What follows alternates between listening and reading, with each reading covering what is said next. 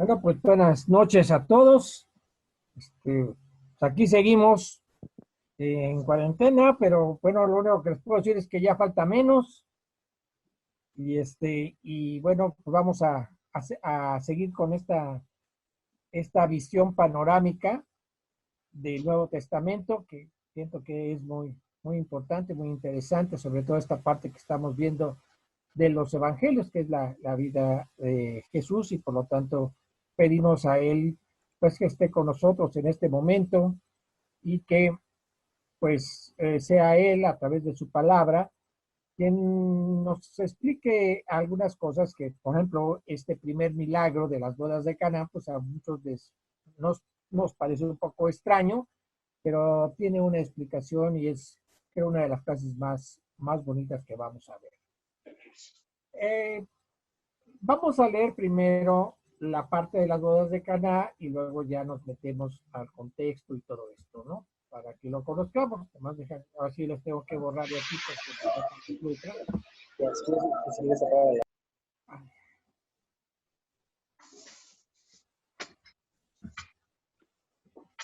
dice que al tercer día se hicieron unas bodas en Caná de Galilea, o sea, donde él creció en Galilea, ya hemos visto el mapa. Luego, ahorita vamos a ver otro para recordar. Y estaba allí la madre de Jesús, o sea, María, y fueron también invitados a las bodas Jesús y sus discípulos. Ahorita vamos a ver lo de los discípulos. Y faltando el vino, la madre de Jesús, María, le dijo, no tienen vino. Y Jesús le dijo, ¿qué tienes conmigo, mujer? Aún no ha venido mi hora. Su madre dijo a los que servían, o sea, a los meseros, haced todo lo que os dijere. Y estaban allí 6 tinajas de piedra para agua, conforme al rito de la purificación de los judíos, en cada una de las cuales cabían 2 o 3 cántaros, unas jarras grandes, se llenaba. Esto de la purificación es que ellos constantemente se estaban lavando las manos, era un parte de su ritual para muchos eventos y posiblemente en las bodas también lo hacían, aunque las bodas no eran una ceremonia religiosa, pero probablemente lo hacían. Jesús les dijo, llenad estas tinajas de agua y las llenaron hasta arriba. Entonces les dijo, sacad ahora y llevadlo al maestresala, que viene siendo el jefe de meseros. El maestresala, una de las cosas que hacía es que probaba todos los alimentos y todas las bebidas antes de servírselas a los invitados para, en una parte, probar, ver si el sabor estaba bien y si no estaba envenenada, ¿no? Y se lo llevaron. Y cuando el maestresala probó el agua hecha vino, sin saber él de dónde era, aunque lo sabían los sirvientes que habían sacado el agua, llamó al esposo, o sea, al novio, y le dijo, todo hombre sirve primero el buen vino, y cuando ya han bebido mucho, entonces el inferior, el más corriente. Mas tú has reservado el buen vino hasta ahora. Y esta parte es importante leerla también para cerrar este capítulo. Este principio de señales, Juan llama señales a los milagros, hizo Jesús en Caná de Galilea y manifestó su gloria. Y sus discípulos creyeron en él. Después de esto descendieron a Capernaum, ya más adelante vamos a ver de este lugar de Capernaum, él y su madre, sus hermanos y sus discípulos. Y estuvieron ahí no muchos días. Esto lo podemos leer en Juan 2, del 1 al 12. Dice que, y fue con sus discípulos. Dice, al conocer la aprehensión de Juan, que lo hicieron prisionero, él volvió a Galilea. Aquí está el mapa que más o menos como el que vimos el otro día.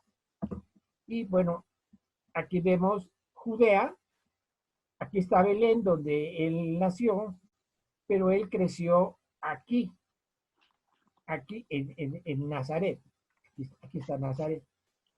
Aquí nos matan Caná, aunque no hay una definición exacta de dónde estaba Caná. Pero bueno, más o menos esta persona que hizo este mapa aquí nos la está poniendo. Él cuando regresó de aquí del desierto, se quedó un tiempo aquí en el Jordán con, con Juan el Bautista, y cuando Juan el Bautista fue aprendido por Herodes Antipas, y bueno, más tarde le cortaron la cabeza, eh, Jesús decidió regresar a Galilea. Y ahí fue donde escogió a la mayoría de sus discípulos, los cuales son Simón Pedro, Simón llamado Pedro. Él lo llamaba Pedro, que significa piedra, y su hermano Andrés y Pedro eran hermanos. Otros dos hermanos eran Jacobo y Juan, los hijos de Zebedeo, a los que Jesús llamaba Boanerges, que quiere decir hijos del trueno, quizás porque eran un poco de carácter fuerte, muy enojones, aunque después vemos en Juan que se volvió pues un dulce, un pan, ¿no? Que nos da a todos hijos y todo como él se refiere, pero le llamaba a él hijos del trueno. Felipe, lo único que sabemos de Felipe fue cómo lo encontró, y Felipe, podemos decir que una vez le dijo que les mostrara al Padre, y Jesús le contestó: tantos años tienen aquí conmigo, tanto tiempo conmigo, y todavía no han entendido. Esa es una parte que habla de Felipe. Luego está Bartolomé, que Juan llama Natanael. En el Evangelio de Juan se le llama Natanael, y en los otros evangelios se le llama Bartolomé. Probablemente se llamaba Natanael Bartolomé, porque la palabra bar, que vemos aquí, significa hijo, y Ptolomé puede decir Natanael, hijo de Ptolomeo o Ptolomei. Luego está Mateo, el publicano, o sea, el que cobraba los impuestos a los romanos. Tomás, el escéptico. Simón, el celote. De Simón casi no se dice nada, pero con esta palabrita de celote, pues está hablando de un rebelde, los celotes eran un grupo religioso, pero radical, que luchaba contra los romanos, que querían sacarlos para que viniera el Mesías. Y aquí vemos otros dos hermanos, Jacobo y Tadeo, llamado también este último Judas o Labeo. Es el famoso Judas Tadeo, que aquí en Iscali, pues se tiene tanta veneración los católicos. Y es probable que Jacobo y Tadeo fueran primos de Jesús, porque hay una parte, que creo que es en Juan, donde cuando van María, cuando muere él, dice: estaba María, su madre, estaba María, la hermana, su hermana, esposa o mujer de Alfeo. Y no puede ser María su hermana, porque no pueden tener el mismo nombre, era su prima. Y yo he visto muchas personas, bueno, no muchas personas, pero algunas que se llaman Tadeo, pero nunca he visto alguno que se llame Judas. Probablemente porque el último de ellos es Judas Iscariote. Iscariote no es un nombre, es un lugar. Él era de Iscariot, el único discípulo que era de Judea. Y era, ahora sí que, ¿cómo se dice? De los mismos de Jesús. Jesús era de Belén, Judea, y él era de Iscariot, Judea. Todos los demás eran de Galilea. Bueno, después de elegir a sus discípulos, Juan nos cuenta que estos acompañaron a Jesús y a su madre a las bodas de Caná, un poblado galileo cuya ubicación es aún muy discutida, ¿no? Juan es el único de todos de los evangelios, el único evangelista que nos narra este primer milagro de Jesús de las bodas de Caná, ¿no?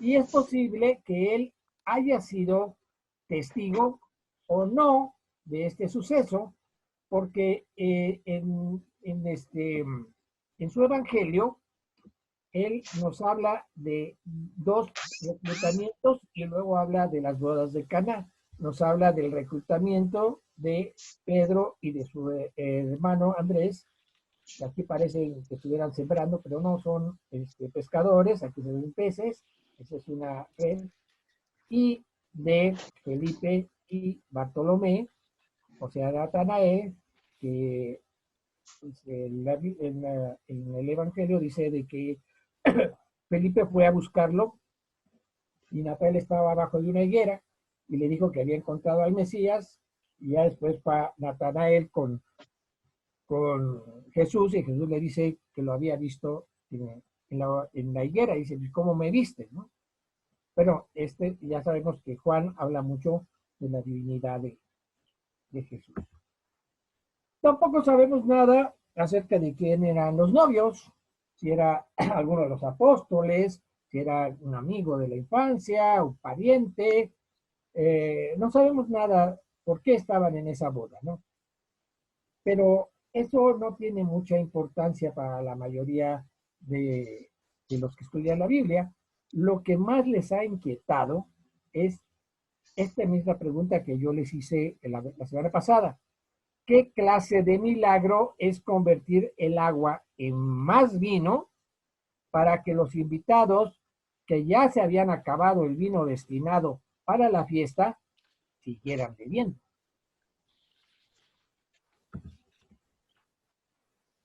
Nosotros podemos entender la negativa que tienen muchos cristianos de no tomar vino ni ningún licor, ¿no?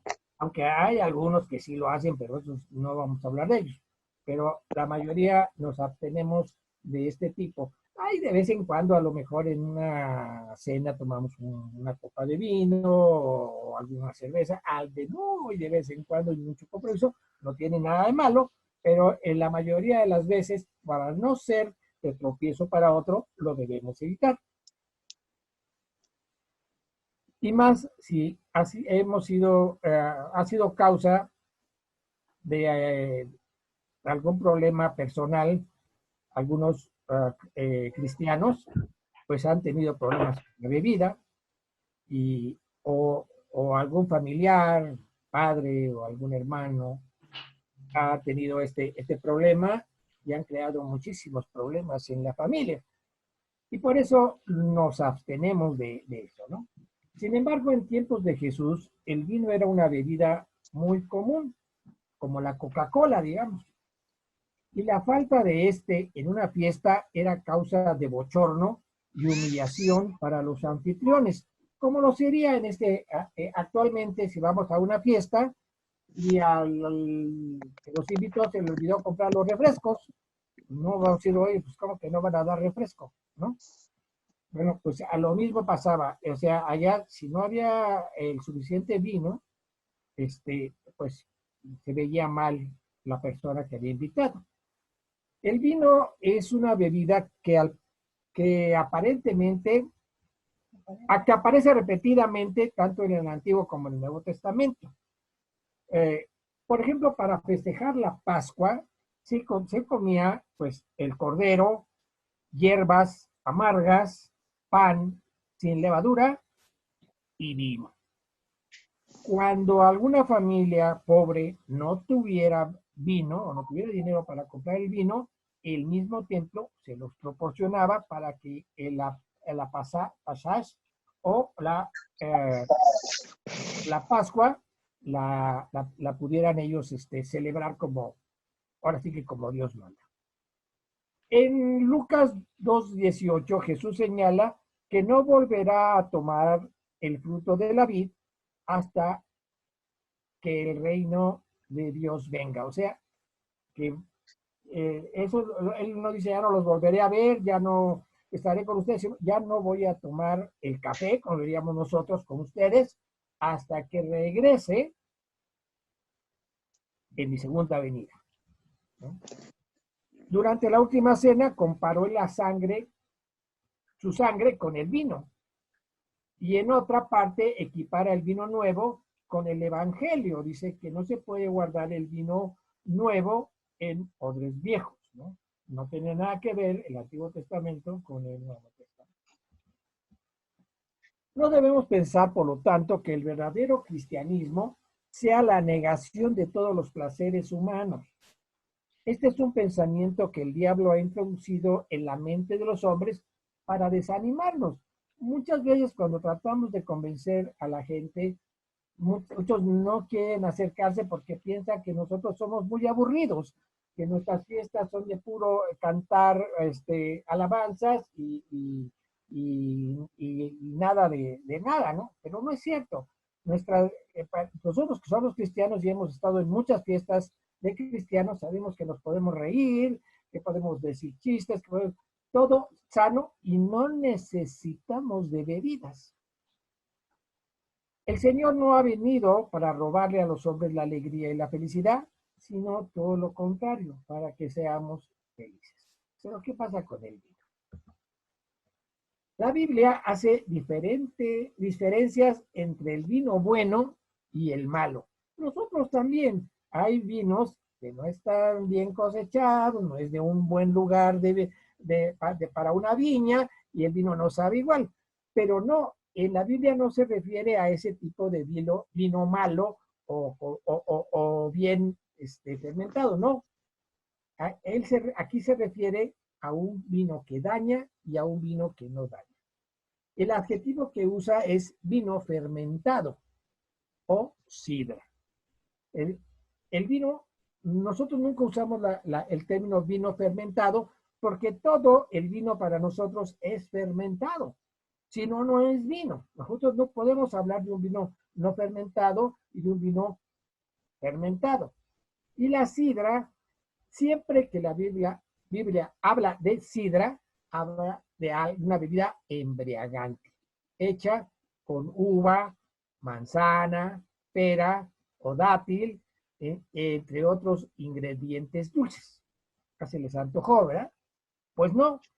He aquí algunos versículos que nos advierten en contra de este vino. Porque el cáliz está en la mano de Jehová, y el vino está fermentado, lleno de mistura, y él lo derrama. Hasta el fondo lo apurarán y lo beberán todos ¿qué dice? Los impíos de la tierra. Es el Salmo 75. Hay de los que se levantan de mañana para seguir la embriaguez, que se están hasta la noche, hasta que el vino los enciende. Isaías 5:11. Hay de los que son valientes para beber vino y hombres fuertes para mezclar bebidas. Isaías 5:22. A Dios no le gusta que se emborrachen. Pero también estos erraron con el vino y con sidra se entontecieron. El sacerdote y el profeta erraron con sidra, fueron trastornados por el vino, se aturdieron con la sidra, erraron en la visión, tropezaron en el juicio. Isaías 28:7. Hay del que da de beber a su prójimo. Hay de ti que le acercas tu hiel y le embriagas para mirar su desnudez. Habacuc 2:15. No estés con los bebedores de vino. No Proverbios 23:20. No te juntas con los bebedores. Pero en el de Habacuc es muy interesante que dice, hay de aquellos que dan de beber a su prójimo. Y hay muchos ejemplos en la Biblia donde nos prevé de no ser proclives a la bebida o al vino, que era lo que ellos sabían. No habían otro tipo de vinos o era el más común, ¿no? Pero también aquí abajo les pongo algunos otros pasajes que también hablan en contra del vino, como Oseas 4:11, Joel 3:3, Habacuc 2:5, Proverbios, y hasta en el Nuevo Testamento vemos aquí en Efesios 5:18 que nos prevé en contra de esto. Conociendo pues conociendo que Jesús sabía muy bien las escrituras, porque ya lo vimos la semana pasada, allá en las tentaciones, que él manejaba perfectamente las escrituras, podría haber convertido el agua en vino fermentado, olvidando a Habacuc 2:15, que prohíbe es que no se beber puede a hacer, otros. que te lo expliquen los niños, yo ya no puedo explicártelo. Antes, no es que mucho antes, no se puede ahorita. Después de que ya empezó. ¿Vale? ¿Nos escuchas, ¿Sí? Glory? ¿Me das? Glory. Comprando, ¿para qué nos compró carne? El anfitrión ha actualizado esta reunión. Bueno, pues la misma naturaleza santa que tenía Jesús nos hace pensar que no era un vino fermentado. Era vino, pero no fermentado. Pero aún hay una prueba más de que fue fruto de la vid y no vino fermentado, el que se sirvió en las bodas de Caná. Podría ser. El mismo pasaje nos dice que era costumbre en las fiestas servir primero el vino fino y luego, cuando ya los invitados estaban ahí medios tres chiles, el vino corriente, para que no notaran la diferencia, como lo hacen en las cantinas. Bueno, me han contado. ¿Cómo fue posible entonces que el maestresala, al probarlo, celebrara su sabor y el buen juicio de servirlo al final, cuando ya todos y posiblemente él mismo estaban intoxicados? Hubiera dicho, este vino lo hubieras dado antes, y no hay de que dices cuando nos emborrachaste. Entonces, luego es más probable que se tratara de un vino suave, un jugo de uva. Algunos van a decir, sobre todo los no cristianos, que esto no estás medio loco, pero aún cuando un cristiano lo pensara así, si nosotros analizamos cómo era Jesús, cómo sabía, porque él lo escribió la Biblia, es imposible que se tratara de vino fermentado. Era vino, sí, pero de jugo de uva. Era fruto de la vid. No puede ser de otra manera. Y bueno, pasando a otro tema, aquí hay otra parte de las bodas de Caná que llama a mucho la atención a la gente, ¿no? Dice, María, quien no había olvidado el anuncio que le hizo el ángel, sabía que Jesús podía solucionar aquel problema, que se les había acabado el jugo de uva, y ahorrar a los anfitriones pues la pena de que ya no te había nada para que se pasaran los alimentos. Por lo que no dudó en dirigirse a él y pedirle que hiciera algo por los de la fiesta, recibiendo como respuesta ¿qué tienes conmigo, mujer? Aún no ha venido mi hora. Aquí en esta fotografía que vemos acá, hasta parece que le van a pegar, ¿verdad? Porque esa es la sensación que nos da esto. Para algunos esta respuesta denota una falta de respeto, pero aunque en efecto Jesús no estuvo de acuerdo con que le pidiera hacer un milagro, porque todavía no estaba llegado en su momento, él la llama mujer y no madre. No le dice no mamá o no madre, le dice no mujer. Pero este mismo calificativo que le da, ese adjetivo que le da, también lo repite en la cruz. Cuando está en la cruz y se acerca María con Juan y él le dice, mujer, he aquí a tu hijo. Y no fue una falta de respeto. Así le llamó. ¿Por qué? Y aunque tuvo razón en indicarle que no era llegada su hora, no por ello se negó a sacar a los novios de aquel problema, ¿no? Jesús no se negó a obedecer el deseo de su madre, eso es cierto, él era obediente, pero sí le hizo notar lo inoportuno de su petición. Y con su respuesta y su obediencia, Jesús nos revela que si bien María era su madre terrenal ante sus ojos humanos, era una simple mujer ante sus ojos divinos. Era otra pecadora, igual que todos nosotros, a sus ojos de Dios. Como a sus ojos humanos era su madre y por eso la obedece. Pero a sus ojos divinos es una mujer, ¿no? Y como nosotros somos varones y mujeres. Y ella misma así lo reconoce, que ella es una pecadora. Cuando ella va a ver a su prima Isabel o Elizabeth, y Elizabeth se da cuenta de que va a ser la madre del Salvador, se lo manifiesta. María dice, y mi espíritu se regocija en Dios, mi Salvador. Lucas 1:47. ¿Salvador de qué? Pues según la Iglesia Católica, ella era inmaculada. Porque según la Iglesia Católica, Jesús no podía nacer en el cuerpo de una pecadora, tenía que nacer en un cuerpo de una mujer que nunca hubiera pecado.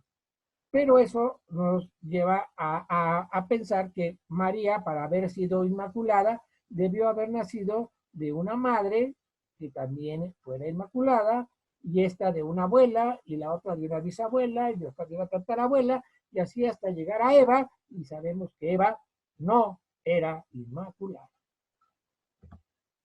La Iglesia Católica interpreta también la mediación de María en las bodas de Caná como una prueba, dicen ellos, del poder de intersección que ella tendría en el cielo para avalar las peticiones de los vivos ante Dios. Esto a ella lo dicen los católicos, que es una intercesora, como lo son los santos, también son intercesores. Por eso dicen, pídele a San Caralapio, que es muy milagroso, porque, y ese no hace milagros, pero se los pide a Dios. Y María, siendo la madre, Jesús no le puede negar nada. Eso es negar el amor de Dios. Dios nos va a dar lo que nosotros merecemos siempre y cuando sea algo bueno para nosotros. Si no, no nos lo va a dar. Si es por otras razones, él tendrá sus razones, pero nunca va a ser porque otro interceda por nosotros y lo force a darnos lo que estamos pidiendo. Dice, pero no hay ningún indicio en el pasaje de que Jesús le confiriera tal autoridad a María, ni en el cielo, ni tampoco en la tierra. Al contrario, la prueba es que nunca más, en toda la, y si volvemos a ver a María en algunas partes, jamás le va a pedir nada. En realidad lo que Jesús quería enseñar a su madre es que había llegado el momento en que ella debía dejar de pensar en él como únicamente su hijo. Algo que a las madres les cuesta mucho trabajo, sobre todo a las mexicanas, que ya tiene 30 años y le siguen lavando los chones. Bueno, si hay alguna mamá que lo haga, pues mis disculpas, pero ya no lo deben de hacer. Y tenía que comenzar a considerarlo como su Señor, como su amo, como su Dios. María tomó la actitud correcta, reconociendo el derecho de Jesús a su independencia con relación a ella, ¿ya? Y dijo a los que lo servían, haced todo lo que os dijera. Y ella ya no intervino más. Ella ya no dijo, ay, aquí le faltó agua, aquí le está muy blanco, aquí lo quiero de vino blanco y aquí quiero vino aquí. No, ya no se metió, lo dejó que él hiciera. También podría llamarnos la atención que el número de las tinajas de piedra fueran 6. Es el número imperfecto de los judíos. Ya vimos cuando hablamos de las genealogías, cómo Mateo divide a los antepasados de Jesús en grupos de 7. Y él mismo lo dice, y él mismo lo explica, que lo está haciendo a propósito, porque el 7 es el número perfecto, pero el 6 es el número imperfecto. Y para ellos, que eran judíos, en los números contaban mucho. Dice, entonces, este número 6 puede referirse a que el judaísmo era una vaciedad, estaba vacío.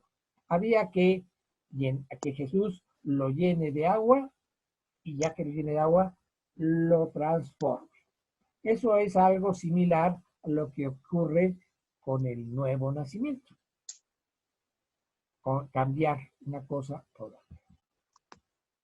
Al final, el relato de este primer milagro, Juan nos revela algo que podría ser el propósito de por qué nos cuenta esto.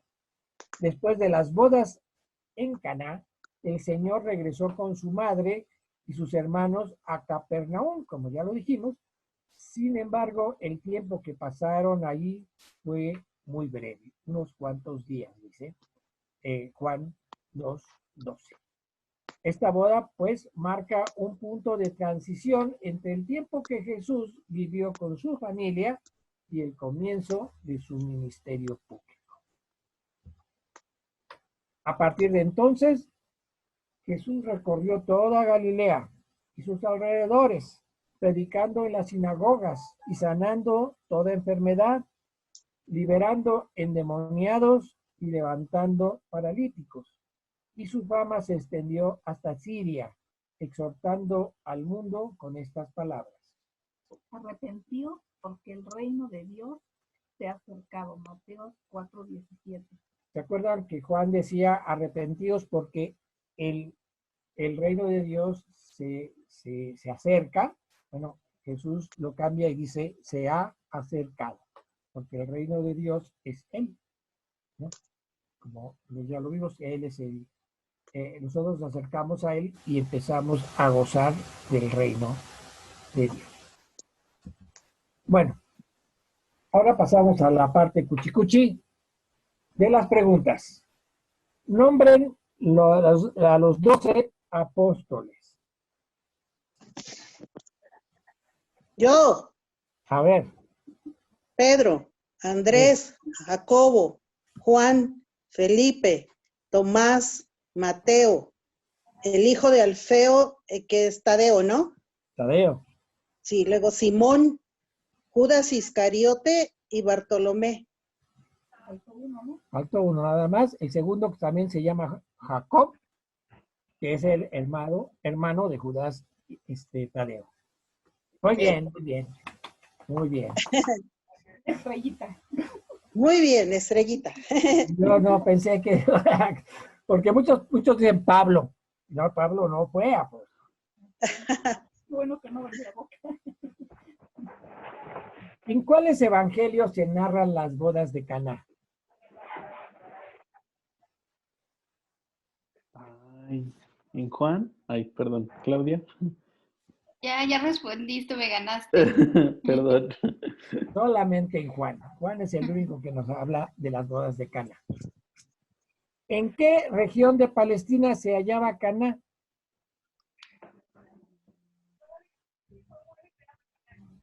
Silencio. En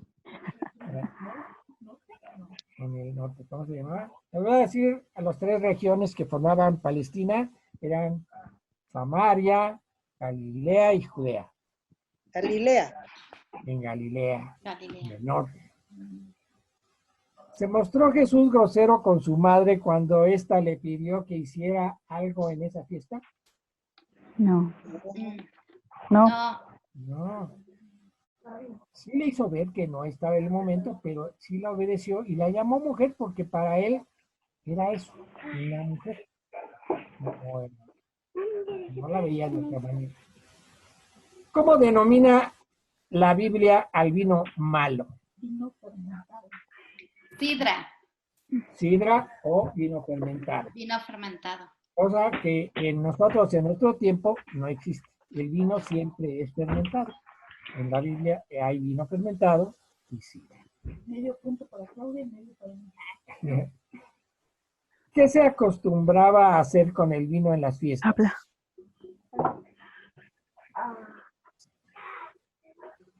Primero se daba como el vino bueno y ya después el barato. El barato. Igual que lo hacen en otros lugares, Como negocio, ¿no? pero como negocio, sí. Y bueno, ¿por qué pedía Jesús el arrepentimiento? No te vayas a lastimar,